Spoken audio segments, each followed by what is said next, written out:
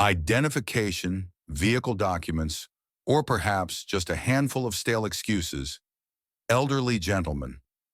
Officer Davis, a rookie patrolman, arrogant and restless, displayed a condescending grin as he circled the deteriorating pickup. The driver remained silent, gray-haired, face lined with experience, his palms, sun-damaged and marked with old injuries, remained poised on the steering wheel, composed like a boulder amid turbulent waters. Davis assumed he was merely an insignificant nobody, someone to penalize to impart a lesson. Yet barely 60 minutes afterward, a midnight-colored government vehicle arrived. A decorated military commander emerged. No formal introductions, no superfluous language. He gestured and uttered merely half a dozen words. "You've just detained the individual who instructed me." And in that instant, they comprehended that the person they dismissed was actually a living icon. Welcome to Heartfelt Chronicles, where narratives of generosity and benevolence unfold. Let's discover what genuinely transpired. I shouldn't have been working that particular shift. I had exchanged with Reynolds at the last moment so he could attend his daughter's academic performance. Remarkable how destiny operates. The morning light had just begun illuminating the rooftops of Riverdale, Tennessee, a tranquil, secluded community where daybreaks typically involve nothing more significant than acknowledging morning joggers and assisting elderly women across Central Avenue. I'd served with the department for 5 years and could enumerate the significant incidents using just 5 fingers. That morning I was patrolling with Officer Ryan Davis, youthful, overconfident, perpetually with a wooden pick between his teeth and perpetually attempting to validate himself. We were stationed outside Maggie's Bakery when the communication device crackled about a questionable vehicle proceeding along Highway 12. Corroded aging pickup, no visible registration, drifting slightly. Davis was already engaging the transmission. Probably some intoxicated individual who wandered from the woodland. 2 minutes subsequently, we identified it. An aged azure Chevrolet pickup, approximately 1960s model, judging by its appearance, featuring a timber flatbed and faded military emblems barely discernible beneath layers of oxidation. It clattered and sputtered as though it might disintegrate at any second. We activated our emergency lights. The truck pulled aside gently without delay. No abrupt movements, just a deliberate roll onto the gravel shoulder. I remained in our patrol vehicle while Davis exited, already moving like he was about to execute the arrest of his career. I observed through the windshield as he approached the operator's side, tapping on the hood with his knuckles. Identification, vehicle documents, or perhaps just some decent justifications. Elderly gentleman, he proclaimed loudly enough for me to hear. The operator didn't dispute, didn't even raise his gaze. He maintained both hands on the wheel, scarred, unwavering hands, sun-weathered skin. A worn olive cap rested low over his forehead. Davis glanced back at me with a smirk. No plates, no tags, possibly stolen. I exited and approached cautiously. "Sir," I said, attempting to moderate the situation, "do you possess identification?" The man nodded, reached deliberately into his plaid shirt pocket, and presented me with a worn leather billfold. Inside was a Tennessee operator's license. Name, Robert E. Franklin, age 82. "Since 1972, he stated quietly. "I still recall, constructed this vehicle myself." Davis scoffed. "Yeah, probably road legal back in 72 too." He opened the rear latch without requesting permission. In the flatbed were extended pieces of timber, fasteners, and sealed containers of metal fittings. "What's all this intended for?" "A wheelchair access ramp," Franklin replied. "Neighbor just returned home from medical care." Davis emitted a sharp chuckle. "Of course it is." Something about Franklin's lack of reaction struck me. He wasn't frightened, wasn't outraged, just motionless like a boulder that had endured countless tempests. I noticed a small journal on the seat beside him, names inscribed in it, some crossed through, some marked with asterisks. He made no attempt to conceal it. "What's this, sir?" "Men I served alongside." I hesitated. You were in military service? He nodded. Most of my existence. Davis rolled his eyes and whispered, probably imagines himself as some combat legend. But Robert Franklin said nothing. Not when we instructed him to exit the vehicle. Not when Davis made him sit on the curb. Not when passers-by began slowing down to capture footage with their mobile devices. He just sat there, back perfectly straight, silent, patient, and that's when everything began to transform. The temperature was beginning to intensify from the pavement. It wavered above the hood of Franklin's truck. But the man didn't react, just sat there with identical dignity he displayed when we initially stopped him. His cap now cast a more pronounced shadow across his facial features. Davis was growing impatient. He paced around the truck, muttering phrases under his breath. You think he even recognizes his surroundings? Perhaps we should contact social services. Let's just verify the registration, I suggested. Though even as I voiced it, I recognized we wouldn't discover much. The truck lacked standard plates, just a small brass insignia secured to the rear bumper. Appeared antiquated. Military, possibly, faded with age. What's this?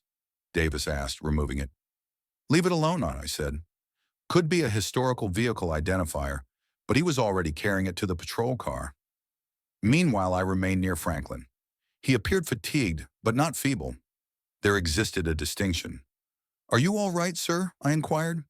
I've experienced worse, he responded. Significantly worse. He reached within his shirt pocket and extracted a folded image. Monochrome. A collection of young soldiers, mud-covered, exhausted, smiling.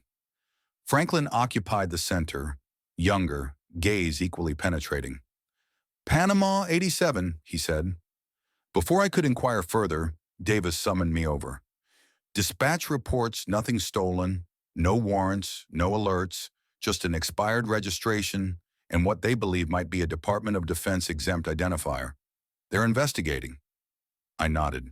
So we release him. Davis snorted. We issue citations. 3 violations minimum. Unsafe vehicle, absent plates, expired documentation. Might instruct him to avoid public roadways. I was uncomfortable. Something about the entire situation felt incorrect. As we stood discussing, a teenager on a bicycle rolled past, decelerating sufficiently to withdraw his mobile device. Hey, is this guy being arrested or what? Davis displayed a grin and flexed slightly. Simply performing our duties. The teenager laughed and captured an image. Robert Franklin sitting quietly on the curb became someone's trending topic momentarily. Several additional vehicles slowed down. A couple in a burgundy sedan lowered their window, observing. A man at the fuel station across the street squinted in our direction, withdrew his basic mobile phone, and initiated a call. That's when Franklin dropped the photograph. I bent to retrieve it, but he halted me with a glance. You needn't handle that, he said calmly. Certain things are sacred. His voice resembled gravel and smooth stone, and for the first time, I began to feel diminished. Not because of anything he did, but because instinctively I recognized we were committing an error. A small girl walked past holding her mother's hand. She gazed at Franklin and whispered, Is he in difficulty? Her mother gave me a look that communicated more than words ever could, and we weren't the sole observers anymore. More onlookers had assembled now, half curious, half concerned. Someone across the street began recording with a dedicated video recorder instead of a mobile device. That's how you understood it wasn't merely for social media anymore. It was someone sufficiently mature to recall when respect signified something. I observed as Franklin massaged his knees, slow and careful, like a man who recognized every ligament and injury intimately. He didn't complain, didn't moan, just adjusted slightly on the curb and resumed his steady breathing. Davis returned with 2 violation notices already partially completed. We'll cite him for registration and plate display, he said. Let's include equipment violation for the fractured windshield too. 3 citations. Regulations are regulations. He approached Franklin and crouched down, holding the clipboard. Do you comprehend you're being cited, correct? Franklin didn't respond. He gazed directly ahead, watching the breeze disturb leaves along the gutter. "Sir, you need to acknowledge." "I comprehend," Franklin said softly. Then from behind us, a voice called out, "That's Mr. Franklin. He constructed the ramp at my brother's residence last summer. Didn't request payment." We turned to see a woman in medical attire holding a pharmacy bag. "He assisted during the flooding 3 years ago, too." Someone else contributed. A man with a walking aid stepped forward. "He transported my spouse to the Veterans Hospital weekly for nearly 9 months." The trickle transformed into a current. A half-dozen individuals began stepping forward, speaking up. None of them shouted. None of them created a disturbance. Just quiet, steady voices like Franklin's own, each narrating a portion of the story we hadn't bothered to inquire about. Davis appeared uncomfortable now, writing more rapidly on his clipboard. I took a step backward, attempting to process everything. I felt like a barrier was fracturing inside my chest. Then I noticed it, the edge of a folded correspondence protruding from Franklin's glove compartment, barely visible through the opening. I reached in and extracted it. Department of Defense embossed emblem, official. Davis leaned over my shoulder. "What is that?" I unfolded it carefully. It was a commendation signed by the Secretary of Defense. Beneath it, another envelope. This one marked Presidential Unit Citation. What in the world? And that's when the black SUV rounded the corner. And everything we believed we understood about that morning was about to transform. The black SUV didn't simply drive. It advanced with purpose. Dark-tinted windows, federal plates, tires humming deeply like they recognized their destination. It turned from Oak Street and halted behind our patrol vehicle as if it possessed every right to command the roadway. Davis tensed. "Were you anticipating someone?" "No," I said, stepping forward. The rear passenger door opened.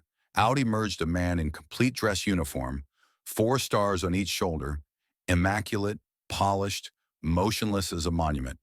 His gaze assessed the scene once before fixing on Franklin. Without saluting, without hesitation, he indicated directly at us. "Which of you detained this individual?" The words weren't thunderous, but they carried. Every spectator heard them. The atmosphere became charged. Davis opened his mouth. No sound emerged. The general advanced. "That man," he said, nodding toward Franklin, "instructed me. He taught me leadership. He rescued my unit when I was recently graduated from the academy. Lost in the marshlands at Fort Jackson in '82. He turned toward Franklin. "Permission to assist you, Command Sergeant Major." Franklin finally moved. He nodded once. "Permission granted." The general approached and extended a hand, but Franklin stood independently. His backbone straightened. Even after everything, the man rose without comment, as if responsibility itself had elevated him. The crowd was silent now. Even the insects seemed to pause. The general faced us again. "This vehicle," he said, gesturing to the oxidized Chevrolet, "is a registered Department of Defense vehicle exempt under historical and ceremonial usage.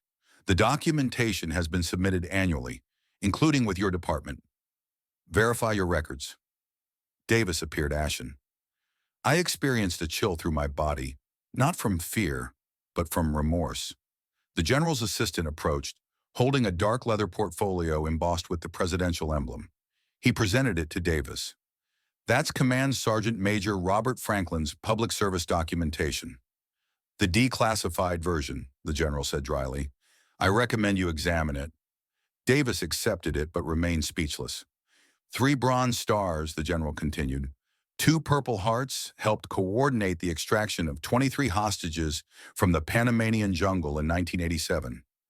Developed survival methodologies still instructed in advanced special operations today. And he constructed that wheelchair ramp for Mrs. Henderson without accepting payment. More murmurs now, but not the kind from confusion or rumor.